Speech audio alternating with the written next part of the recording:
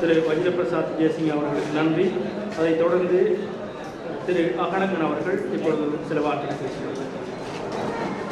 அனைவருக்கும் வணக்கம்.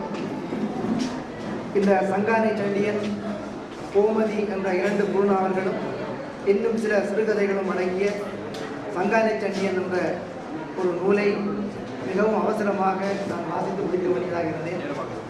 இங்கே நீங்கள் மிகவும் உருக்கமான மனநிலையிலே இருக்கின்ற உங்களுக்காக இந்த சங்கானை சண்டியனை சொல்வதற்கு முன்பாக கோமதியிலே வருகின்ற ஒரு சின்ன விஷயத்தை நான் விவாசத்துக்காக சொல்ல போகிறேன்.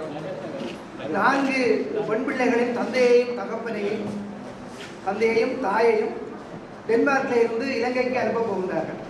அந்த கதையிலே அவர்கள் சொல்லுகின்ற தமிழ் மொழியிலே சொல்லுகின்ற அந்த வார்த்தைகளை டெனிஸ் மொழியிலே மொழிபெயர்த்து சொல்ல வேண்டும். மொழிபெயர்ப்பாளர்களுடைய கடமை. இங்கே ஜீவகுமார் தான் அன்னைக்கு நடந்த அந்த பாசம் அவர் எங்கே செல்லுகின்றார். இவ்வளவுதான் செய்தாலும் அவர்களை அந்த டென்மார்க் அரசாங்கம் பிடித்து இலங்கைக்கு அனுப்புவதிலே மிகவும் அக்கறையாக இருந்தது. இவர் கொஞ்சம் மனிதாபிமான பிரச்சனையிலே அவர்களை பார்த்து சொன்னார், ஒரு வழி இல்லை, நீங்கள் கட்டாய இலங்கையை போகத்தான் வேண்டும், நீங்கள் காட்டிய காரணங்கள் எல்லாம் போதாது, ஆனால் ஒரே ஒரு வழி இருக்கிறது தப்புறதுக்கு. அவர் கேட்டார், என்ன வழி?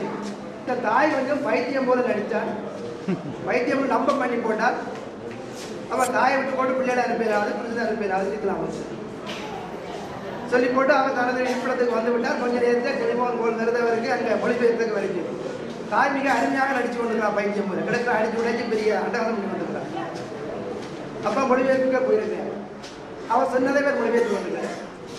நான் நினைக்கிறேன் அவருக்கு விளங்கிட்டு அந்த மினிஸ்டாருக்கு இவர் தான் இந்த ஐடியா கொடுத்து வச்சிருக்காரு. அதனால் இவரே கேட்கிறார், நீ செய்த சரியா?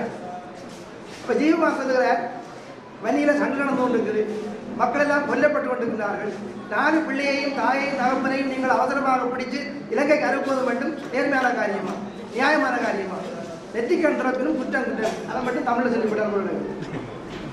டெனிஸில் மிச்சம் முழுக்க சொல்லி போட்டு தமிழில் நெற்றிக்கண் திறப்பினும் குற்றம் குற்றம் சொல்லி போட்டேன். அவங்க கேட்கலாம், அதை மொழிபெயர்த்து சொல்லுங்க.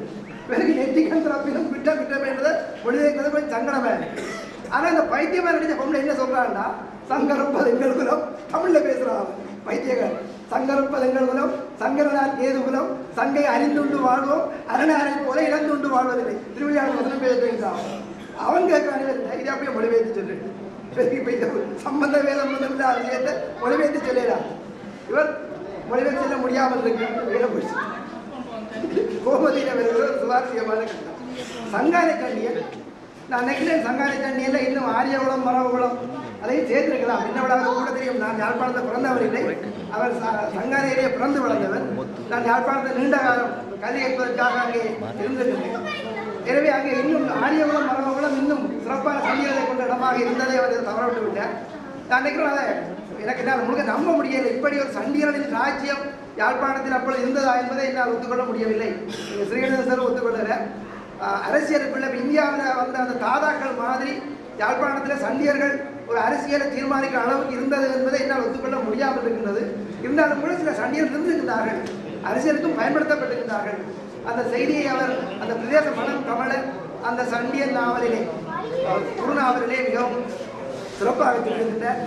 இது ஒரு விஜயை வைத்து அல்லது சூர்யாவை வைத்து அல்லது அஜித்தை வைத்து படமாக்கப்பட வேண்டிய ஒரு எண்ணச்சமான கதையை தவிர முழுமையான உண்மையாக என்னால் கருத முடியாமல் இருக்கிறது. இருந்தாலும் கூட யாழ்ப்பாண பிரதேசத்தை அந்த காலத்தில் அந்த பண்பாட்டை முற்பகல் செய்யும் பிற்பகல் விளையும் என்ற அந்த தத்துவத்தை அந்த கதையை தரிசிக்கக்கூடியதாக இருக்கிறது.